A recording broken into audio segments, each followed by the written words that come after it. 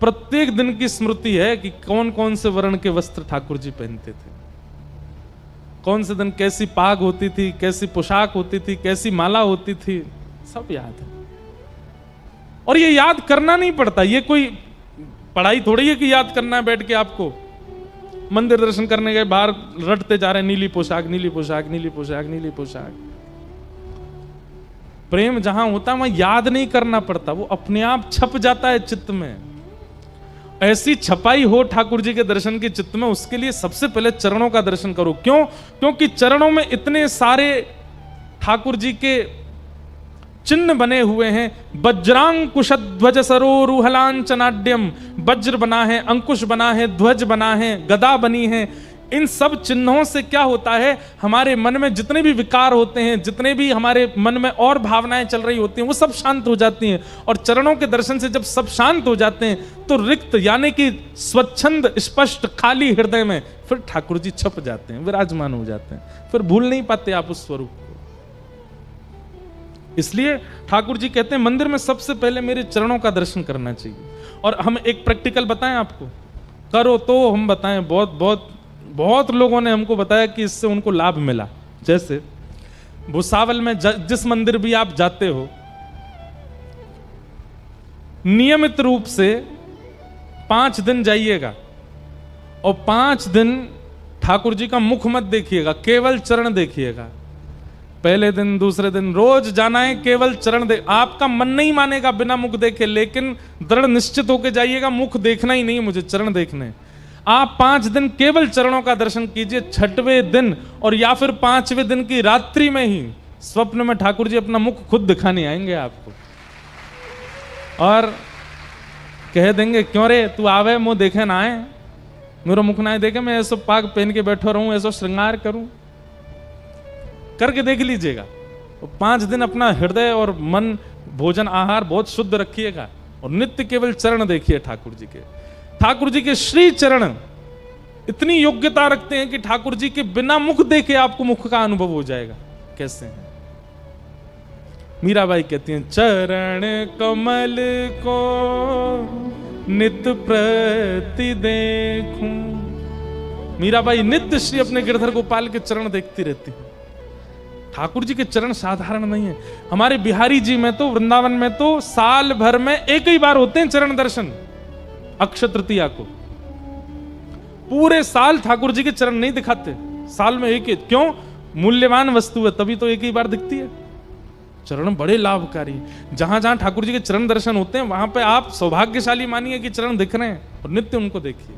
राधारमण जी के चरण दर्शन होते हैं, राधा वल्लभ जी के चरण दर्शन होते हैं, पंडरीनाथ भगवान के तो चरण पकड़ने का अवसर मिलता है।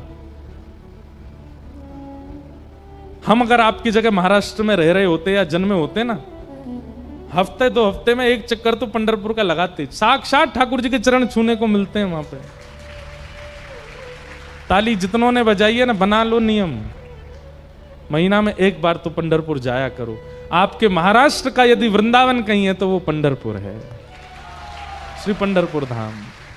चंद्रभागा जी साक्षात श्री यमुना जी हैं और श्री पंडरीनाथ साक्षात कृष्ण ही है। मुझे दुनिया से नहीं कोई काम, मुझे दुनिया से नहीं कोई काम, मैं तो रटू राधा राधा नाम, मैं तो रटू राधा राधा। और पंढरपुर तो हो गया वृंदावन, और जहां जनाबाई का स्थान है ना गोपालपुर, उसको वैसे गोवर्धन मानते हैं वहां पे लोग, लेकिन हमारी श्री जी भी पहाड़ पे विराज रही है। गोपालपुर का जो मंदिर है वो भी पहाड़ पे ही है, उसको बरसाना मान लेना। और आप तो भैया हर महीना के एक दिन जाकर के अपनी 84 कोस कर आया करो पंढरपुर जाके। वृंदावन तो दूर पड़ेगा, पंढरपुर तो पास है। तो ठाकुर जी के चरण दर्शन पहले करने ताकि चित्त में स्वरूप विराजमान हो। हमारे मध्य आज बड़ी कृपा करके परम पूजनीय प्रातस्मरणीय श्री 1008 महामंडलेश्वर पूज्य श्री जनार्दन जी महाराज पधारे हैं। महाराज जी को बारंबार वंदन, बारंबार प्रणाम। और आपका आगमन उसी समय हुआ जब ये पंक्ति चल रही थी कि मैं तो रहूं संतन के संग। जो वाक्य चले उसी समय वो घट जाए, तो समझो कि ठाकुर जी की दृष्टि है कथा के ऊपर। और फौजपुर निवासी हमारे परम पूजनीय प्रातस्मरणीय श्री 1008 महामंडलेश्वर पवन जी महाराज भी पधारे हैं। आपको भी बारंबार वंदन है, बारंबार प्रणाम है। साथ ही व्यास जी भी आए हैं, आपको भी बारंबार वंदन है।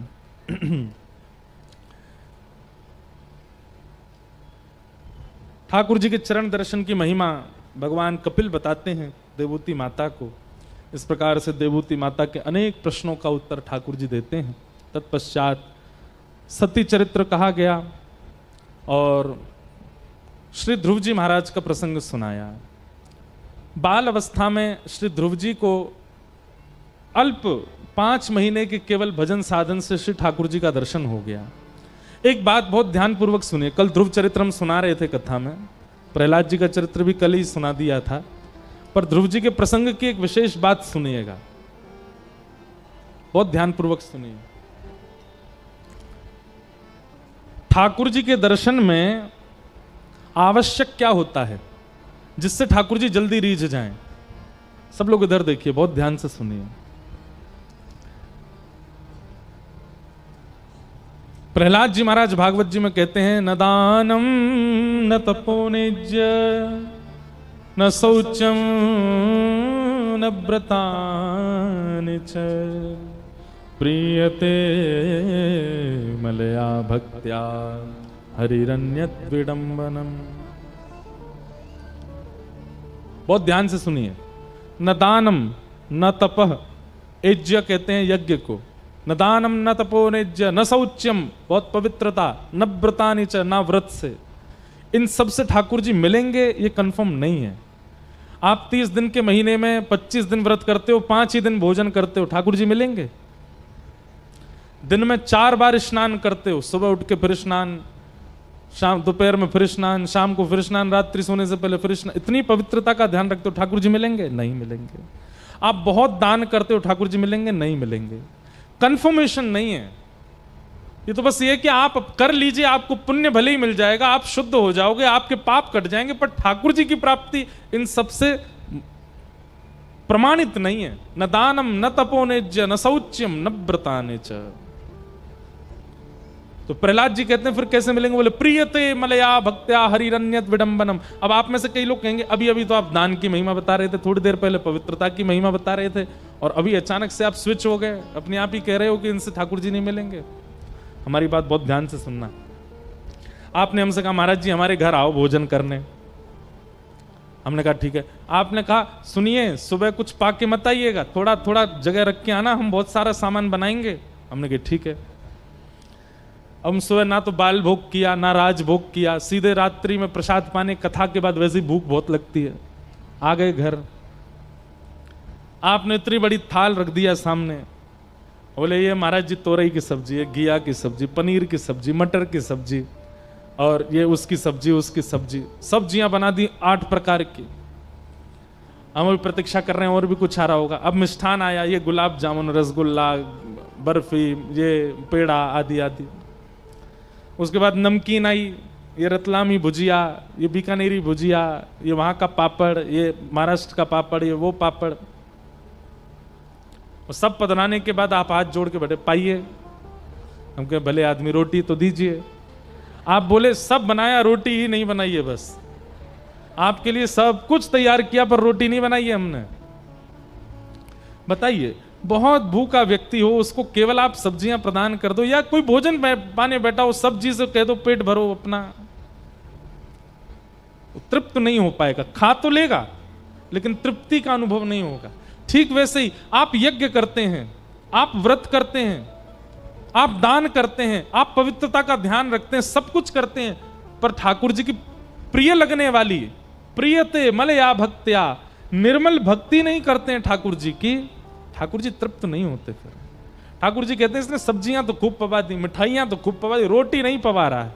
और कोई बहुत भूखा व्यक्ति हो उसको आप बहुत सब्जियां मत दो, लेकिन उससे कह दो भैया रोटी तो रखी है घर में।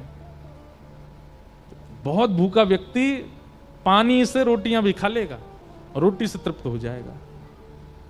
ठाकुर जी की तृप्ति के लिए निर्मल भक्ति चाहिए, अन्य साधन तो फिर उसको सजाने के लिए, उसकी प्रेजेंटेशन के लिए और स्वाद बढ़ाने के लिए होते हैं। बाकी तृप्ति तो रोटी से ही होती है, तृप्ति तो भक्ति से होती है ठाकुर जी की। ध्रुव जी महाराज ने 5 वर्ष की आयु में ठाकुर जी को प्राप्त कर लिया। यहां लोग 5-5 हजार साल तक तपस्या करके जा चुके हैं, भारत में ठाकुर जी नहीं मिले। 5 वर्ष में 5 महीने के तप ने भगवान को प्रकट कर दिया। इससे क्या प्रमाणित होता है कि बहुत लंबे समय तक भजन करना, इससे ठाकुर जी मिलते नहीं। कई लोग कहते हैं 4 घंटे महाराज जी रोज पूजा करता हूं मैं, सुबह 5 बजे बैठ जाता हूं ठाकुर जी के सामने, और मैं उठते कितने बजे? 9 बजे उठता हूं, फिर चाहे इस बीच में ब्रह्मा आ जाए मैं हिलता नहीं हूं। कई लोग बहुत गाते हैं अपने भजन को। आप समय कितना लगा रहे हो ठाकुर जी के आगे, ये बड़ी बात नहीं है। जितना लगा रहे हो उतने में ठाकुर जी से प्रेम कितना बढ़ रहा है, ये बड़ी बात है। हम नियम करते हैं, बस नियम पूर्ति होती है हमारी। अब ये करना है, अब ये करना है, अब इनको नहलाना है, अब इनको तिलक लगाना, अब चंदन लगाना, अब अगरबत्ती घुमानी, अब ये सब पूजा है। और ठाकुर जी पूजा से नहीं, सेवा से मिलते हैं। और सेवा में अगर एक क्षण भी दिया जाए तो 4 घंटे पर भारी पड़ेगा। प्रहलाद जी, ध्रुव जी महाराज ने वर्षों तक तपस्या नहीं की, लेकिन 5 महीने में वो किया जिससे ठाकुर जी प्रसन्न हो गए।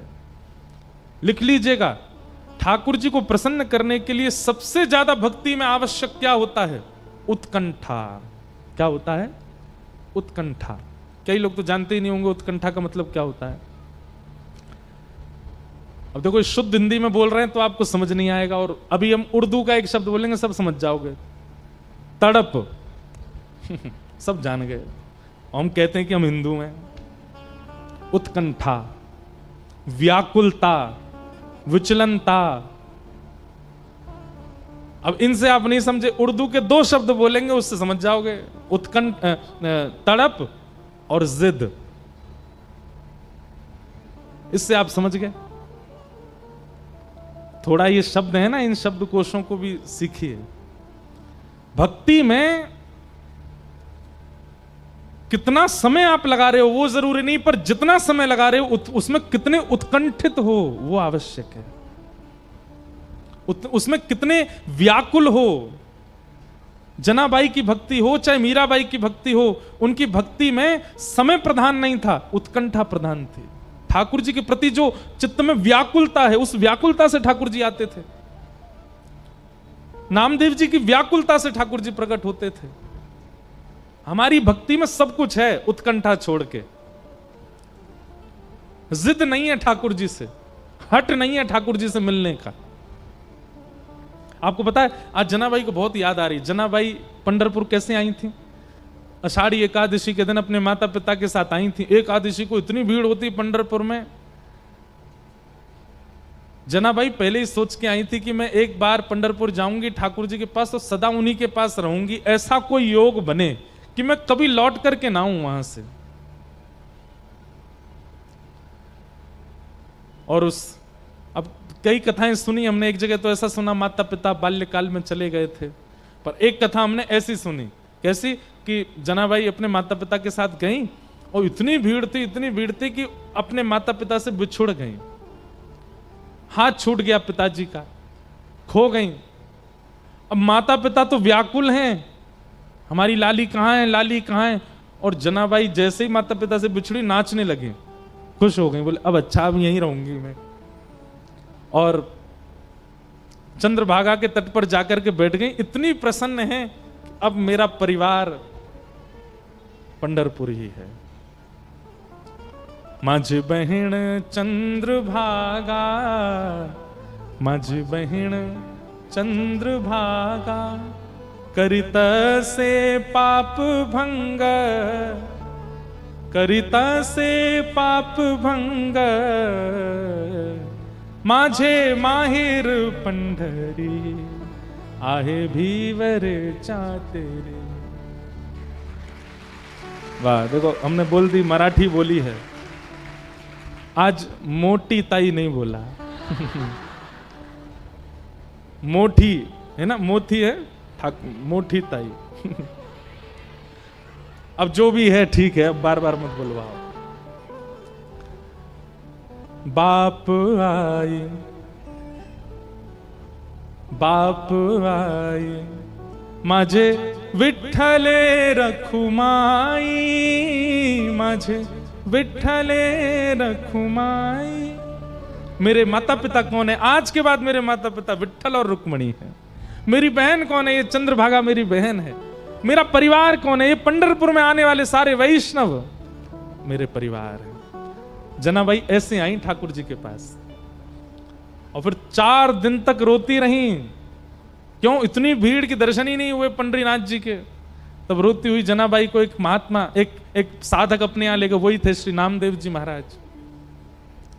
वो तो रोती क्यों है? बोले मेरे विठ्ठल कब मिलेंगे, मुझे विठ्ठल कब मिलेंगे। ये उत्कंठा, ये व्याकुलता, ये मिलने की अत्यंत तीव्र इच्छा भक्ति में ये आवश्यक है, और हमारे अंदर यही नहीं है।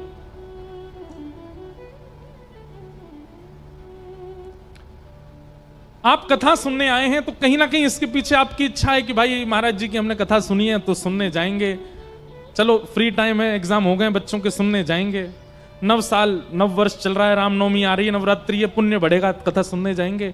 उत्कंठा से कितने लोग आए हैं, व्याकुलता से कि कथा में ऐसा कुछ सुनने में आ जाए, ऐसा कोई भाव हमारे अंदर आ जाए कि हमें साक्षात पंडरीनाथ के भुसावल में ही दर्शन हो जाए। ये व्याकुलता सबकी नहीं है, और जिसकी है वो सौभाग्यशाली। भक्ति लिख लीजिएगा, पवित्रता नहीं है चलेगा,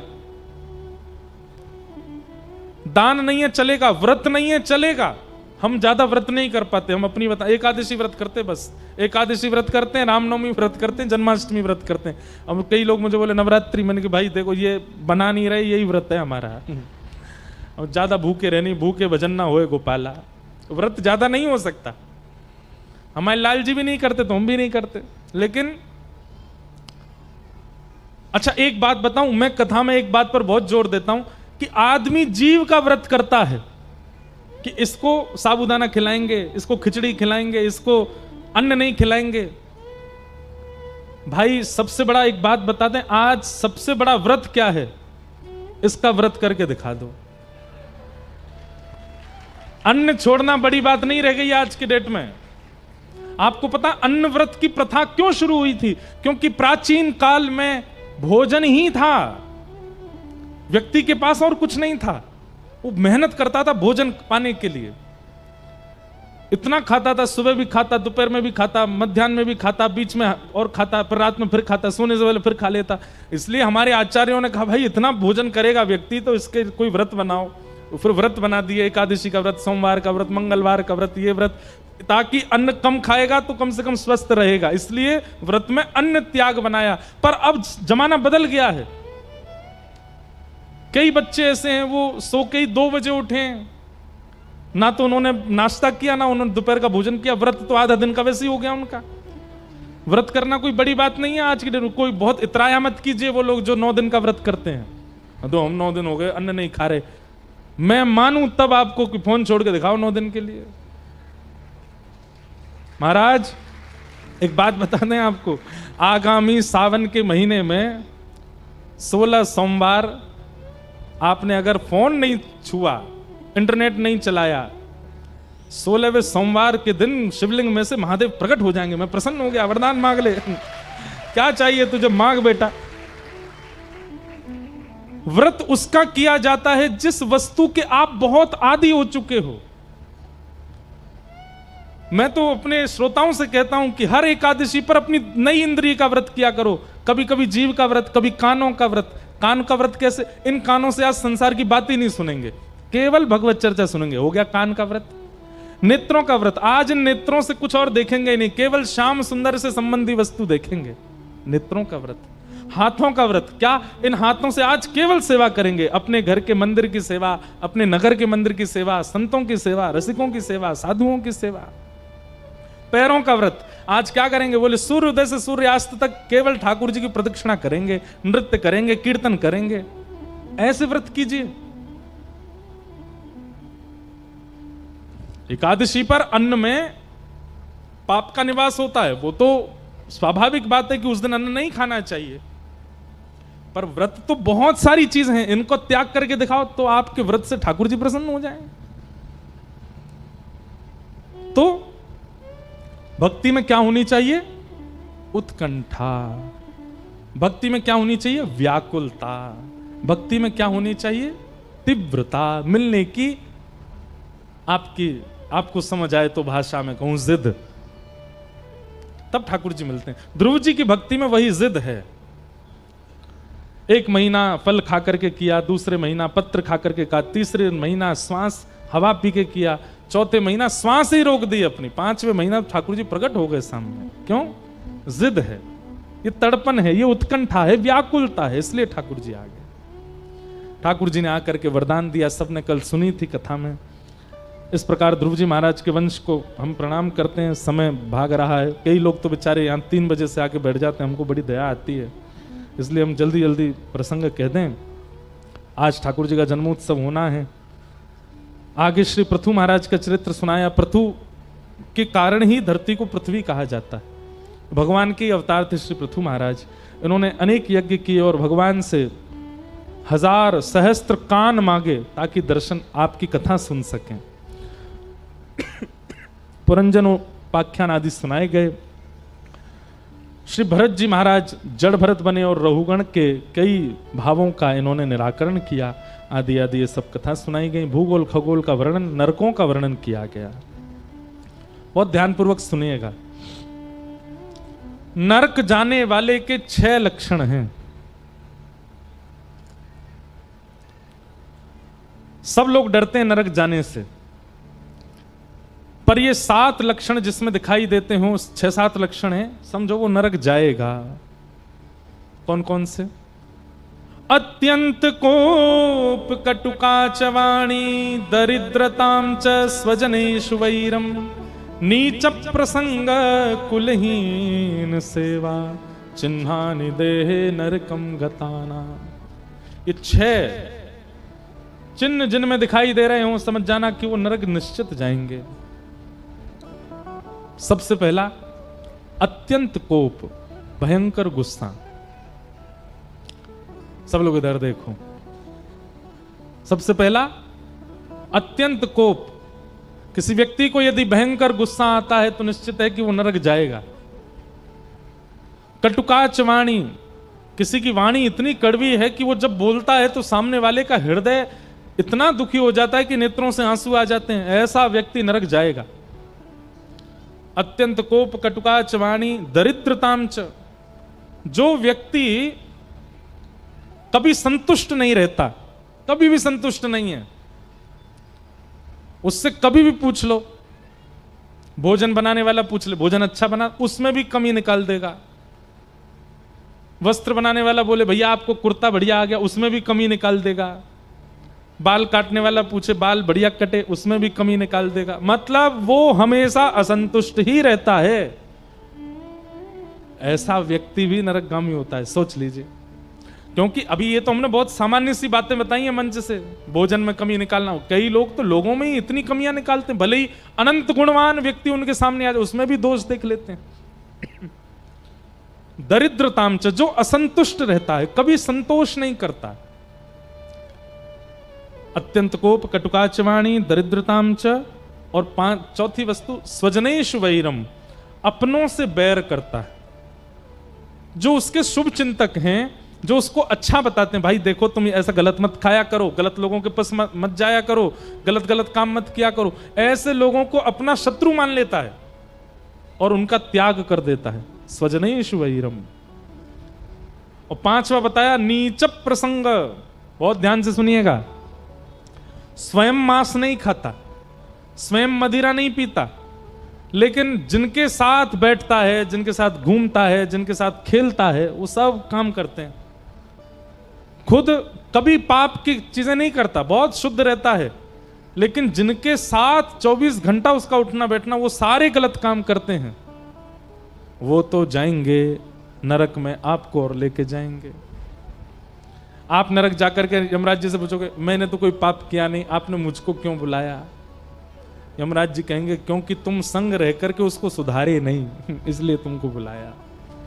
ये बात हम नहीं कह रहे हैं, शास्त्र प्रमाण है। नीच प्रसंग, नीच व्यक्ति का संग करने से भी नरक जाना पड़ता है। और कुलहीन सेवा, माता पिता से अगर कोई बालक द्रोह करता और आप उसकी सेवा करते हो, आप उसको और बढ़ावा देते हो, तो भी आपको नरक जाना पड़ेगा। इस प्रकार ये 6 चिन्ह हैं नरक के, इनका वर्णन किया गया, अजामिलोपाख्यान सुनाया गया। आगे भागवत जी में फिर भगवान के परम भक्त श्री वृत्रासुर का चरित्र सुनाया। यही वृत्रासुर अपने पूर्व जन्म में चित्रकेतु नाम के एक गंधर्व थे। प्रहलाद जी का चरित्र सुनाया। हिरण्यकश्यप के खानदान में, हिरण्यकश्यप के परिवार में भगवान के कुलीन भक्त का प्रादुर्भाव हुआ, जिनका नाम था श्री प्रहलाद जी महाराज। एक बात याद रखिएगा, या तो परिवार में भक्त का प्रादुर्भाव ठाकुर जी की इच्छा से होता है, या फिर परिवार में भक्त का प्रादुर्भाव माता पिता की इच्छा से होता है। कई बार माता पिता की इच्छा से नहीं भी थी, फिर भी कोई भक्त बालक घर में जन्म ले तो ये ठाकुर जी की इच्छा है। हिरण्यकश्यप जैसे दानव, हिरण्यकश्यप जैसे महान घनघोर राक्षस के यहां प्रहलाद जी का जन्म हुआ, ये भगवत इच्छा थी। उनकी पत्नी जब गर्भवती थी, उस समय पर हिरण्यकश्यप हिमालय पर तप कर रहे थे, और उसी काल में नारद जी ने आकर के उनकी पत्नी कयाधु को भगवत चर्चा सुनाई, जिसके प्रभाव से हिरण्यकश्यप जैसे दानव परिवार में एक प्रहलाद जैसे बालक का जन्म हुआ। प्रहलाद जी जब 5 वर्ष के हो गए, तब हिरण्यकश्यप हिमालय से लौट करके आया, और आकर के अपने पुत्र को जब पहली बार देखा, गोद में ले लिया। बहुत प्रेम करते थे अपने पुत्र से। प्रहलाद जी को पढ़ने के लिए दानव विद्यालय में भेजा, जहां पर दानवी विद्या सिखाई जाती थी। प्रहलाद जी महाराज दानव विद्यालय में जाते। 1 साल बाद जब लौट करके आए तो पिता ने गोद में बैठा के पूछा, बेटा तूने क्या सीखा? कोई अच्छी बात बताओ जो तुमको बहुत अच्छी लगी हो, आज तक तुमने किसी से सीखी हो, मुझे बताओ। प्रहलाद जी इतने खुश हो गए, पिताजी आप सुनना चाहते हैं? एक बहुत अच्छी बात मुझको पता है। हिरण्यकश्यप बोले, हाँ बेटा सुनाओ। कि तत्साधु मन्ये सुरवय देहिनाम सदा समुद्विग्न धियाम सद्गृहात् हित्वात्मपातं ग्रहमन्धकूपं वनं गतो यद्धरिमाश्रयेत। पिताजी, प्रहलाद जी कह रहे हैं हिरण्यकश्यप से, ये संसार एक अंधा कुआं है और हम सब खाते पीते हंसते खेलते सब इसमें गिरते जा रहे हैं। पिताजी, इस कुएं में गिरकर के प्राणों का त्याग कर देना और जीवन को निरर्थक करने से अच्छा है इस कुएं में कूदने से पहले हित्वात्मपातम ग्रहमंधकूतम वनम गतो यद्धरिमाश्रयेत, वन में जाकर के हरि का स्मरण करना चाहिए। क्योंकि हम सब संसार के लोग तो भेड़ की चाल चलते हैं, आगे वाली भेड़ जहां जाती है सब लोग वहीं जाते हैं। अब देखो, किसी की मृत्यु हो जाती है तो हमारे सनातन धर्म में क्या नियम है? उसको अर्थी में लेटा करके और पूरे नगर से फिर शमशान लेके जाते हैं, और क्या गाते जाते हैं? राम नाम सत्य है, गोविंद नाम सत्य है, कृष्ण नाम सत्य है, गोपाल नाम सत्य है। ये राम नाम सत्य आप किसको सुनाते हो? वो जो लेट गया व्यक्ति वो तो सुन नहीं रहा है, उसके तो कान अब काम कर नहीं रहे। किसको सुनाते हैं हम? जीवित लोगों को सुनाते हैं। पूरे नगर में, बाजार में, घरों के आगे से निकलते हैं और क्या कहते जाते हैं? राम नाम सत्य। मतलब सब सुनो, ये जो हमारे कंधे पर चढ़ के जा रहा है, इसने बहुत कमाया, बहुत लिया, बहुत सब कुछ किया, पर आज इसके साथ कुछ भी नहीं जा रहा। भैया सावधान हो जाओ, जितने जीवित हो, राम नाम ही सत्य है, बाकी सब असत्य है। पर कितनी बड़ी विडंबना। ताली तो आपने बजा दी, अच्छी बात है, धन्यवाद। पर कितनी बड़ी विडंबना कि राम नाम सत्य है को हमने अपशगुन मान लिया है। किसी के जन्मदिन पे जाके बोल दो, भाई राम नाम सत्य है, क्या बोलेगा? ए भाई तू क्या बोल रहा है? आज मैं 24 साल का हुआ, तू क्या बोलता है भाई?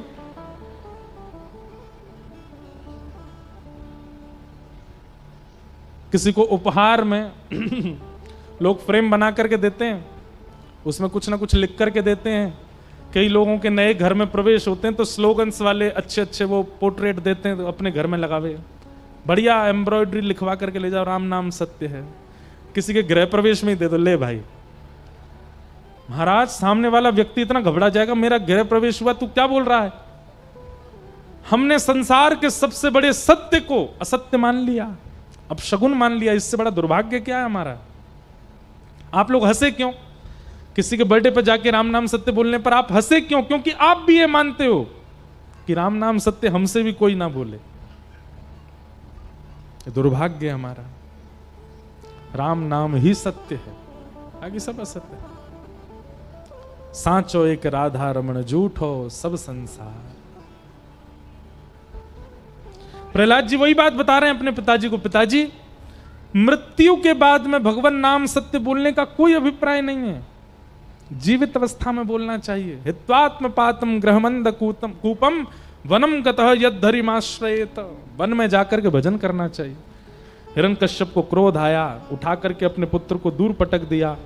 अनेक प्रयास करके प्रहलाद जी को मारना चाहा, पर प्रहलाद जी का बाल बांका भी नहीं हुआ। सब जगह हरिनाम ने रक्षा की। एक दिन पिताजी महाराज बोले, ए प्रहलाद तू बच कैसे जाता है? तेरे को पहाड़ से फेंक देते हैं, हम नदी में डुबा देते हैं, तू जहर पिला देते हैं, हर चीज में बच कैसे जाता है? प्रहलाद जी इतना सुंदर उत्तर देते हैं। प्रहलाद जी कहते हैं, दंता गजानाम कुलिशाग्र निष्ठुर शीर्णायते ते नवलम ममैतत् महाविपत्ताप विनाशनोयम जनार्दनानुस्मरणानुभाव।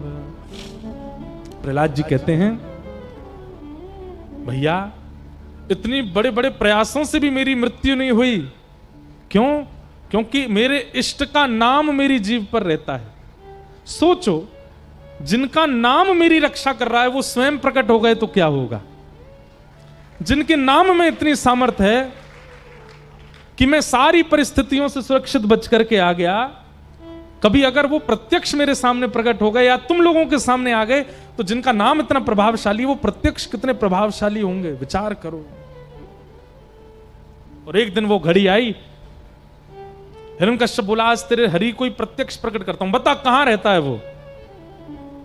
पिताजी आप गलत प्रश्न पूछ रहे हैं। कहां रहता है ऐसा मत पूछिए, ये पूछिए कहां नहीं रहता। सब जगह खंबायु यज्ञम सलिलम महिम च ज्योतिंसि सत्वानि दृशो द्रुमादीन सरित समुद्रांश हरे शरीरम यत्किंचि भूतम प्रणमेत अनन्यम। एक बार नामदेव जी महाराज ठाकुर जी से बोले, नाम जपते जपते बोले, ठाकुर जी मैं आपका सबसे बड़ा भक्त बन गया हूं। सब लोग इधर देखो, ध्यान से सुनो कथा। नामदेव जी महाराज के मन में यह बात आने लग गई थी कि उनसे बड़ा भक्त नहीं है ठाकुर जी का। एक दिन गोरा काका, उन्होंने कहा, नामदेव जी ने पूछा मेरी भक्ति कैसी है? तो गोरा काका बोले, आपकी भक्ति में थोड़ी सी कमी है। नामदेव जी बोले, मैं इतना नाम जप करता हूं, सर्वम खलु इदम ब्रह्म, सब में ठाकुर जी का दर्शन करता हूं, फिर भी मेरी भक्ति में ये कह रहे हैं कि थोड़ी कमी है, कैसे? तो गोरा काका बोले कि आप अभी सब में ठाकुर जी को देखते नहीं हो, बोलते हो, मानते हो, पर देखते नहीं हो। थोड़ा सब में ठाकुर जी का अनुभव करना, क्योंकि वैष्णवता की एक चरम स्थिति ऐसी आती है कि फिर आगे दिखने वाली हर वस्तु में ठाकुर जी हैं, ऐसा ऐसा अनुभव होने लग जाता है। तो आप कहीं गए, वहां जाकर के जीव जंतुओं को देखा, तो जीव जंतुओं को देख करके आप बोले, यहां तो भजन नहीं बन पाएगा, यहां से कहीं और जाऊंगा। एक बिल्कुल एकांत नदी के किनारे पर जाकर के आप बैठ गए, तभी वहां पर देखा कि एक कुटिया थी, उसमें से दो पति पत्नी निकल करके आए। नामदेव जी ने उनको देखा, उन्होंने नामदेव जी को देखा। दोनों पति पत्नी तुरंत नामदेव जी को देख करके फिर से गए और हाथ में बड़े बड़े गरसा लेके आए। गरसा जानते हैं? आप क्या गरसा नहीं जानते होंगे? तलवार मान लो, तलवार जैसी होती गरसा। तलवार लेकर के आए और नामदेव जी की तरफ भागे और दोनों पति पत्नी बोले बहुत दिन से भूखे थे, आज बढ़िया नर मिला है, इसी को पका के खाएंगे। नामदेव जी महाराज तो वहां से भागे, महाराज अपनी सब नाम वाम लेकर के दौड़े, सीधे श्री पंडरीनाथ जी के पास जाकर के रुके, सांस लेने लगे जोर जोर से। पंडरीनाथ भगवान बोले क्या बात है? बोले गोरा काका बोले तुम्हारी भक्ति में कमी है, तुम सब में परमात्मा देखा करो। मैं तो गया था देखने के लिए, पर दो दंपति मेरे ही पीछे तलवार लेके भागे मुझे मार के खाने के लिए, कैसे परमात्मा देखूं? ठाकुर जी जोर से हंसे, हंस करके बोले ए नामा, वो दो जो तेरे पीछे भागे थे ना, वो मैं और रुक्मणी जी ही थे लेकिन तू हमको वहां देख नहीं पाया, तू हमारा अनुभव वहां कर नहीं पाया। जेही जाने जाहि देहु जनाई, वो ही जान सकता है ठाकुर जी को जिसको ठाकुर जी जनाना चाह रहे हो। कई लोगों को मंदिर में भी पत्थर दिखाई देता है, ठाकुर जी का अनुभव नहीं होता। इसलिए अपने ऊपर कभी अभिमान मत कीजिएगा अपनी भक्ति का। ठाकुर जी चाह रहे हैं इसलिए नाम जपते हो, ठाकुर जी चाहते हैं इसलिए तिलक लगा रहे हो, ठाकुर जी चाहते हैं इसलिए कथा सुन रहे हो, ठाकुर जी चाह रहे हैं इसलिए कथा कह रहा हूं, ठाकुर जी चाहते हैं इसलिए वृंदावन जाते हो, ठाकुर जी चाहते हैं इसलिए संत आपके यहां आते हैं, ठाकुर जी चाहते हैं इसलिए पंढरपुर जाते हो। ठाकुर जी ना चाहें तो आप कुछ नहीं कर सकते। इसलिए अपनी भक्ति का कभी अभिमान मत कीजिएगा कि हम तो ये नियम करते हैं, ठाकुर जी चाहते हैं इसलिए हो रहा है, वो नहीं चाहें तो नहीं कर पाओगे आप। प्रहलाद जी महाराज बोले पिताजी भगवान कहां नहीं है? सब जगह है। अच्छा इस खंबे में? बोले हाँ। अणुअणियान महतो मणियान, सब जगह हैं ठाकुर जी। जैसे ही खंभ भेदन किया, हिरण्यकश्यप ने अपनी गदा का प्रहार किया और खंभ भेदन करके भगवान नरसिंह प्रकट हो गए। बोलो नरसिंह भगवान की। सब लोग नरसिंह भगवान को प्रणाम करो। सत्यम विधातुम निज भृत्य भाषितम व्याप्तिम च भूतेष्वखिलेषु चात्मनः अदृश्यतात्यद्भुत रूपमद्वहं स्तंभे सभायान मृगम न मानुषम। भगवान नरसिंह प्रकट हो गए, नरहरि प्रकट हो गए और प्रकट होकर के हिरण्यकश्यप के साथ युद्ध करके उसको समाप्त किया। प्रहलाद जी ने स्तुति गाई, भगवान ने उनको वरदान प्रदान किया, अनुग्रह किया। बोलो नरहरि भगवान की। आगे देवासुर संग्राम, बलि वामन अवतार की कथा, गजेंद्र मोक्ष की कथा, नवम स्कंद में समस्त सूर्यवंश के राजाओं के प्रसंग सुनाते हुए प्रभु श्री राम के अवतार का प्रसंग सुनाया गया। अब हम जल्दी से ठाकुर जी का जन्मोत्सव करेंगे। अभी रामनवमी का मंगल उत्सव परसों यहां होगा। हम लोग परसों भी श्री राम जी के मंगल जन्मोत्सव की कथा आप सबको सुनाएंगे। आज तो कृष्ण जन्म की कथा है, कल कृष्ण बाल लीला होगी, परसों रुक्मणी मंगल की कथा है, तो प्रारंभ में या मध्य में कहीं राम जन्म की भी कथा कहेंगे और राम जन्मोत्सव भी कथा में मनाएंगे। और एक चीज सुन लीजिए,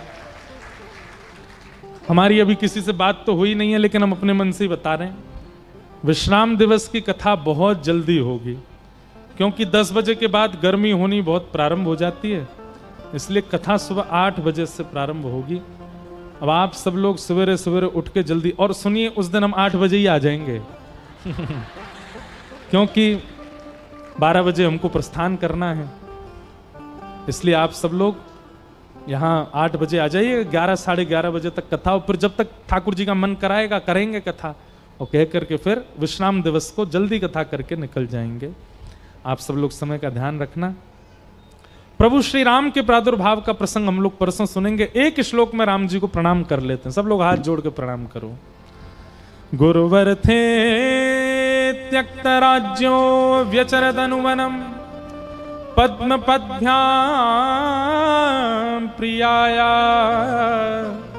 पाणिस्पर्शा क्षमाभ्याम रजत पथरुजो यो हरिन्द्रानुजाभ्याम वैरूप्या शूर्पणख्या प्रिय विरहरुष रोपितब्रू विजंभ तस्ताब्धे बद्ध सेतु खलद बदहन कौशलेन्द्रोवतान्न।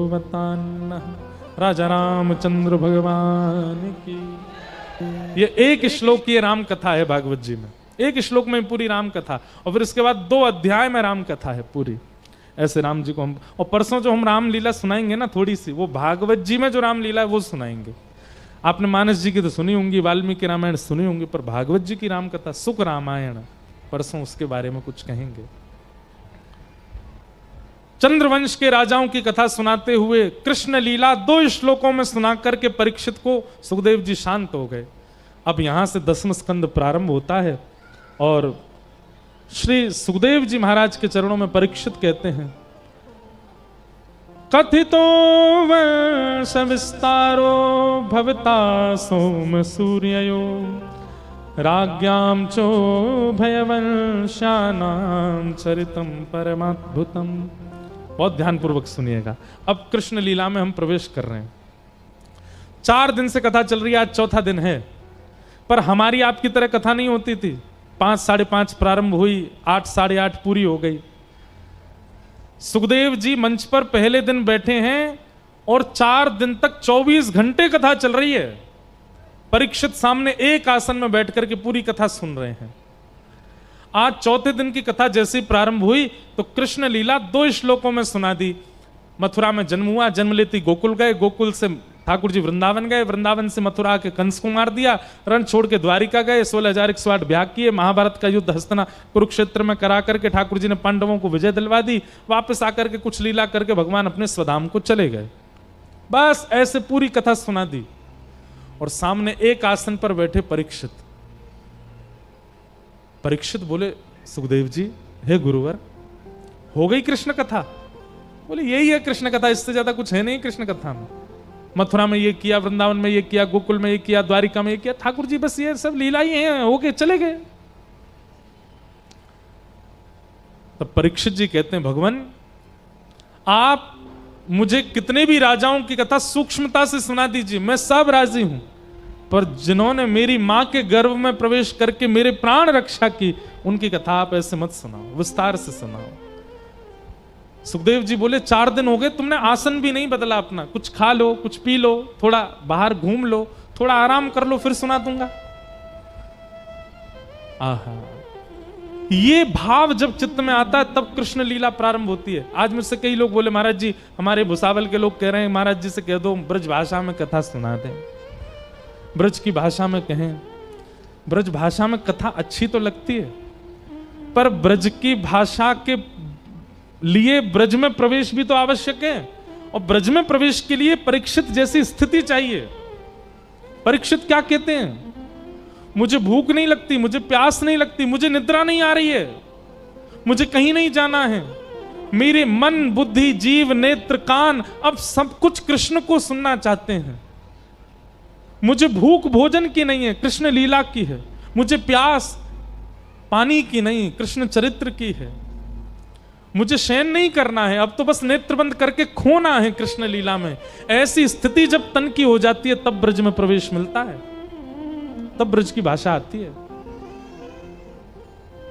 परीक्षित जी महाराज बोले, भगवान पिबंतम त्वन्मुखाम भोज च्युतम हरि कथामृतम।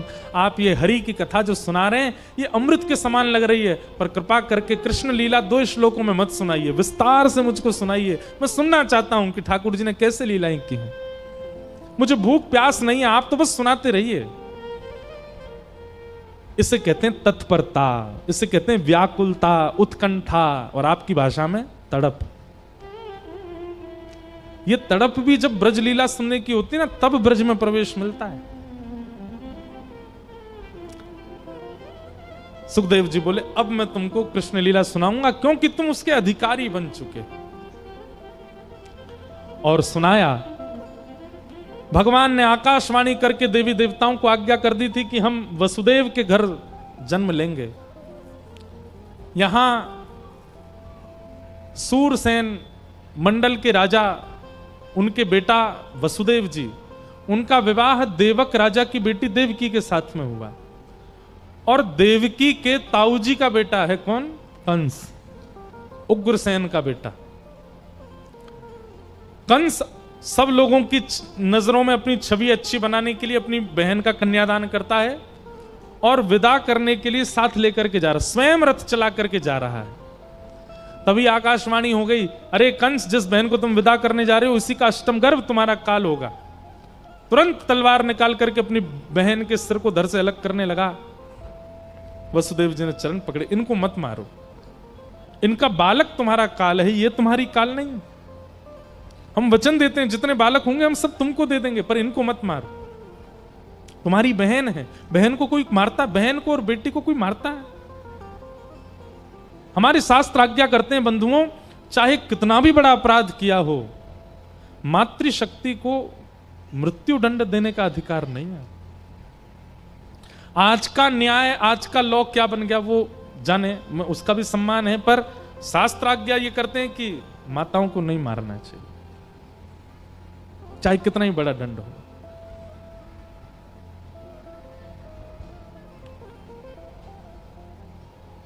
अब कोई लोग कहते हैं देवता अगर आकाशवाणी करते ही नहीं तो चुपचाप ठाकुर जी का जन्म हो जाता। भगवान अगर देवता आकाशवाणी नहीं करते, वसुदेव और देवकी का ब्याह हो जाता, ठाकुर जी आराम से जन्म लेते, कंस को मार देते। देवताओं ने आकर के आकाशवाणी करके सब खत्म कर दिया। नहीं, बात सुनिएगा, कंस ने एक प्रावधान बनाया था, कंस ने एक स्वरूप बनाया था। वो पूरी मथुरा नगरी के आगे इतना अच्छा दिखाना चाह रहा था अपने आप को, देखिए मैं अपनी बहन का कन्यादान कर रहा हूं, सारथी होते हुए भी खुद रथ चला के जा रहा हूं। वो ऐसा आडंबर जीवन भर करता रहता और मथुरा के लोग उसी को ही अपना भगवान मान लेते, और फिर जब भगवान आकर के कंस का वध करते तो सब भगवान के विरुद्ध खड़े हो जाते। कंस तो बहुत अच्छा था, आपने क्यों मारा?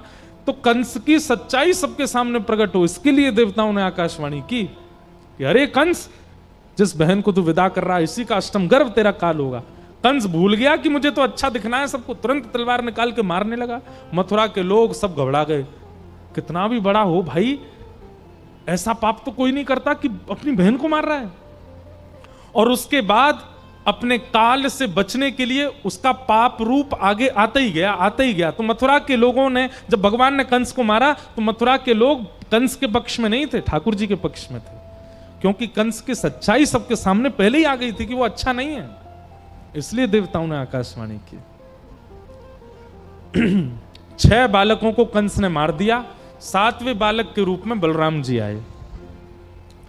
परंतु योग माया के आश्रय से बलराम जी का गर्भ स्थानांतरित हो गया। कुछ महीने देवकी मैया के गर्भ में रहने के बाद गोकुल में रोहिणी मैया के गर्भ में परिवर्तित हो गए।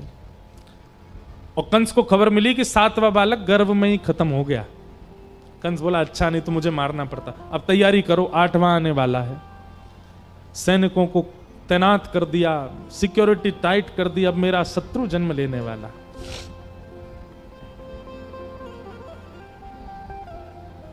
एक बात कहें, मन में आ रही है इसलिए बोल देते हैं, जिस चीज से आप बहुत भयभीत रहते हो ना कहीं वो आपके पीछे ही रहती है। इसलिए किसी से भयभीत मत हुआ करो, ज्यादा भय मत रखा कीजिए किसी से। ये हम अपना अनुभव बता रहे हैं, हमको छिपकली से बहुत डर लगता है, और जिस कमरे में घर में हम जाते हैं हमको दिख ही जाती है। अभी जहां है वहां तो नहीं दिखी, पर हाँ नजर घुमाऊं मैं अगर तो मुझे मिल ही जाती है। अब हमने विचार किया कि अब उसमें भी हम ठाकुर जी का दर्शन करेंगे।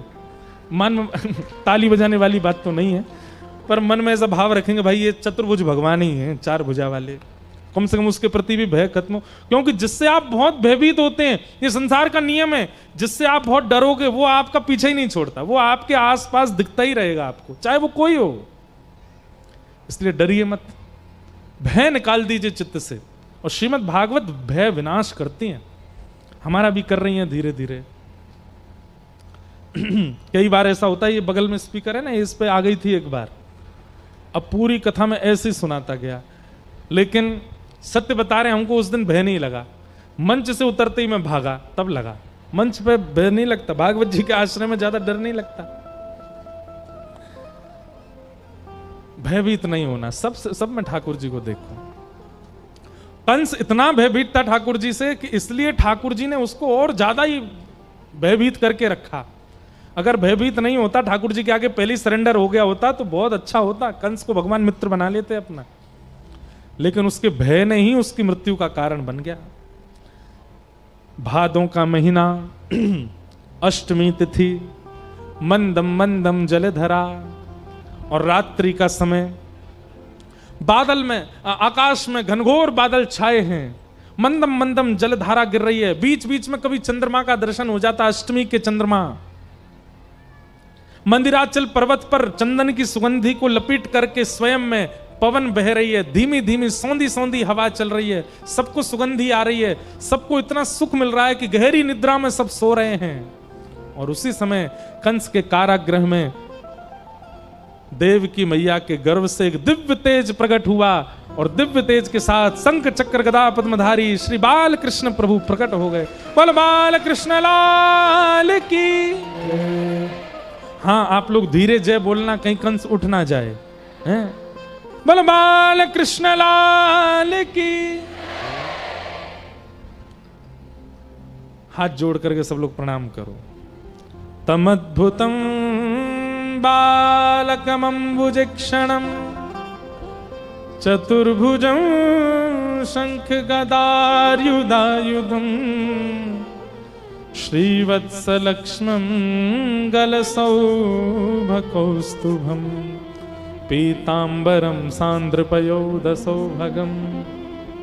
आहा, चार भुजा धारण करके शंख चक्र गदा पद्म लेकर के अपने ऊपर ठाकुर जी ने कौस्तुभ मणि पहनी है, पीतांबरी पहन करके ठाकुर जी प्रकट हुए।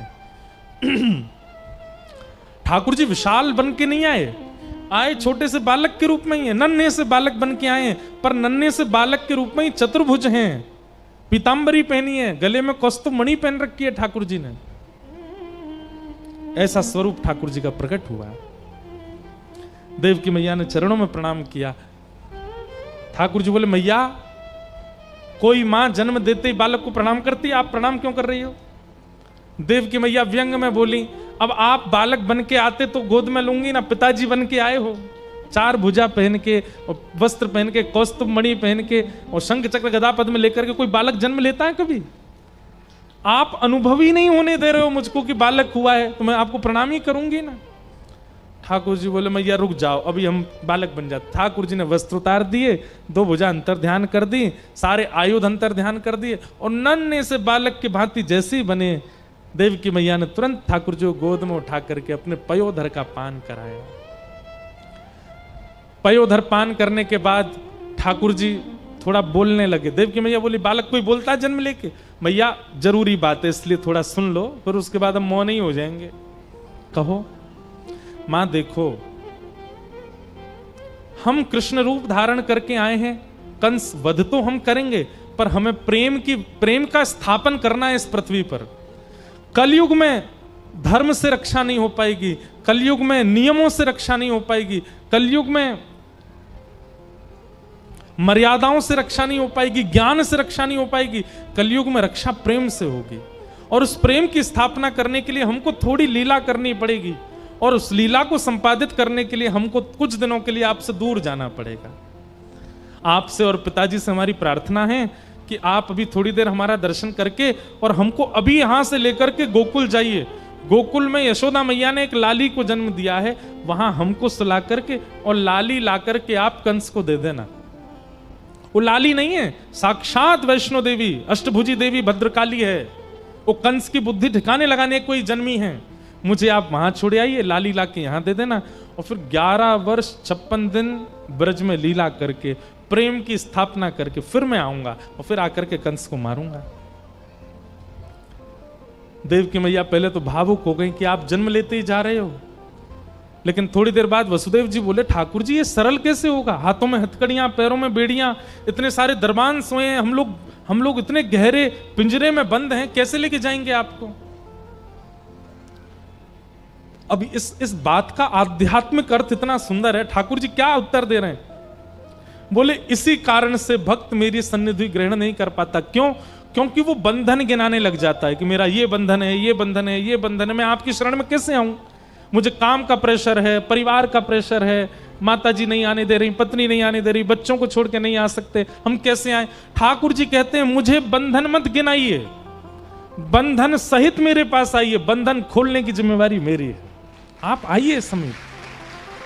पिताजी मुझे हथकड़ी, बेड़ियां, द्वारपाल मत गिनाइए, आप तो विश्वास के साथ मुझे गोद में लीजिए, जिम्मेवारी मेरी है। जैसे ही वसुदेव जी ने गोद में लिया, हथकड़ियां अपने आप खुल गईं, बेड़ियां अपने आप खुल गईं, चट चट सारे ताले खुल गए। ठाकुर जी बोले यही समझना है, बंधन गिना करके रोइए मत। भुसावल में बैठे हैं, ठाकुर जी हम वृंदावन नहीं आ पा रहे, काम बहुत है, बच्चे ऐसे हैं, पत्नी ऐसी है, माता पिता ऐसे हैं, ये है वो। बंधन नहीं। आज मुझे कोई बोल रहा था सुबह जलगांव में, हम बहुत साल से प्रयास कर रहे हैं, वृंदावन नहीं जा पा रहे। मैंने कहा मैं बोल दूं, अगर तुम करो तो मैं बोलूं। बोला बताइए। मैंने कहा आज ही रात की ट्रेन में बैठ जाओ, कल भले ही तुम्हारे 100 काम जरूरी हैं, आज ही बैठो, निकल जाओ। उसके नेत्र सजल हो गए, बोल पक्का चला जाऊं। मैंने कहा चले जाओ। चला गया। मैंने कहा 100 काम तुम्हारे जो है एक बार ठाकुर जी पे छोड़ के तो जाओ, देखना लौट करके आओगे तब तक थोड़े व्यवस्थित मिलेंगे। इसका मतलब ये नहीं है कि बच्चे अपने एग्जाम छोड़ के चले जाएं, पंडरीनाथ भगवान पास करा देंगे, महाराज जी बोल के गए। काम जो जरूरी है वो तो करने ही है, पर कई काम ऐसे होते हैं जो इतने आवश्यक नहीं होते, उनके चक्कर में भी हम ठाकुर जी के पास नहीं जाते, कथा में नहीं आते। कभी कभी छोटे मोटे काम छोड़ दिया करो ठाकुर जी के भरोसे, ठाकुर जी देखेंगे।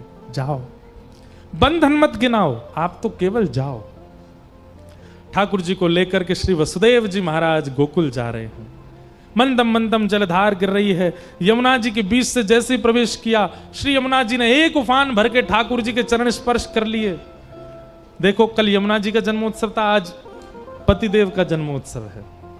कल पत्नी का जन्मोत्सव था, कल यमुना छठ थी ना, आज ठाकुर जी का जन्मोत्सव है। और ठाकुर जी को लेकर के गोकुल गए। गोकुल में भी सब सोए थे, चुपचाप यशोदा मैया के कक्ष में जाके लाला सुवाई दिए। लाली लेकर के वसुदेव जी वापस मथुरा आए। लाली के आते ही सबके नेत्र खुल गए, सबकी निद्रा खुल गई। कंस दौड़ा दौड़ा आया, बालिका को पकड़ करके जैसे ही पटका पृथ्वी पर, अष्टभुजी देवी भद्रकाली प्रकट हो गई और कहा, अरे दुष्ट कंस, तूने इतने निरपराध बालकों को मारा, और जिससे बचने के लिए मार रहा था उसका जन्म तो हो चुका। कंस बोला कहां हो गया? 8वें बालक तो आप बोले मैं नहीं हूं। 8वें बालक ने तो जन्म ले लिया ब्रजमंडल के किसी कोने में, और अब तू बच के दिखा। कंस बोला एड्रेस बता दो, कहां लिया है? स्पष्ट है, भागवत जी में वर्णन है। लक्ष्मी देवी कहती है यत्रत्ववा, जन्म लिया है ब्रज में, 84 कोस के अंदर है, बस इतना सुन ले। कहां लिया ये नहीं बताऊंगी। अब यहां कंस ने राक्षसों को बुलाया, दुनिया भर के जितने राक्षस थे सब उसने मथुरा बुला लिए, और एक मीटिंग बैठाई, मेरे शत्रु को ढूंढो। लेकिन हम लोग चलें गोकुल। अब सब लोग बड़े सावधानी से बैठना। नंद बाबा 80 बरस के है गए, लेकिन अभी तक लाला नाए भयो। पर अब धीमे धीमे सबन को लगन लगी कि अब के लाला होएगो। सबरे ब्रजवासी एकजुट है करके नंद बाबा तक, बाबा तुम तो चकाचक घुटवाए दो, लाला तो अपने आप है जाएगो। समझ रहे हो ब्रजभाषा? सबको नहीं आ रही है समझ में, इसीलिए तुम कम बोल रहे थे। झाला, तुम ही झाला। झाला मतलब समझ, ऐसे बोलते हैं ना, झाला मतलब समझ नहीं होता है? अच्छा झाला मतलब हो गया। समझने को क्या बोलते हैं? समझ लगा। एक तो भाई बड़े कठिन शब्द हैं आपके मराठी के, मेरे मुंह से कुछ और निकल जाएगा। मेरे को अभी तक लगता था झाला मतलब होता है समझ गए, पर झाला मतलब हो गया। चलो कोई नहीं। लाला नाए भयो, लेकिन ब्रजवासी बोले बाबा अब के लाला होएगो। और नंदा सुनंदा 2 बहन हैं नंद बाबा की। आज सवेरे सवेरे नंदा सुनंदा ने देखी सूर्य उदय है गयो, लेकिन भाभी अभी तक उठी ना है। जैसे ही नंद भवन में जाकर के देखी तो नंद रानी यशोदा तो सोई हैं, और बगल में नीलमणि जैसो लाला सोयो है। अब लाला सोयो कि लाली जे ना पतो, बस बालक सोयो है। चदरिया ओढ़ के कुल बुलाए रहे हो, हाथ पाम चला रहे हो अपने। नंदा सुनंदा दोनों गई और दोनों ने जाके कही, हे विधाता, एक लाला है जाए, फिर भले ही 6 लाली है जाए, लेकिन एक लाला तो है जाए। सुनंदा बोली क्यों, लाला क्यों चाहिए? अरे तू जाने ना हम कौन लगी वा की बुआ। अब लाली होएगी तो लाली तो कोमल होवे, लाली ते कछु कह ना सके, लाली डांट ना सके, लाली मार ना सके। पर हमारो भतीजा होगो लाला होएगो, वाके तो कान मरोड़ के रखे करेंगे। जब अपने ससुराल ते आए करेंगे, कहेंगे लाला चला जा हमारे बस्ता उठा, हमारे सामान उठा के लेके जावेगो, हमारे काजे सामान लेके आवेगो। लाला हेवे के बड़े फायदे हैं, अपने पाम दबाए करेंगी बातें। एक लाला है जाए और 21 बार हरिशरणम को जाप कियो, हरिशरणम हरिशरणम हरिशरणम, एक लाला है जाए। और जैसे ही चदरिया हटाए करके देखी महाराज, है गया है गया है गया है गया है गया है गया है गया। बलनंद के लाला की ऐसी जय बोल रहे हो जैसे एकादशी है। अरे ऐसी जय बोलो कि जलगांव तक आवाज जावे, बलनंद के लाला की। हाँ जय आई ना आवाज अब जोर की।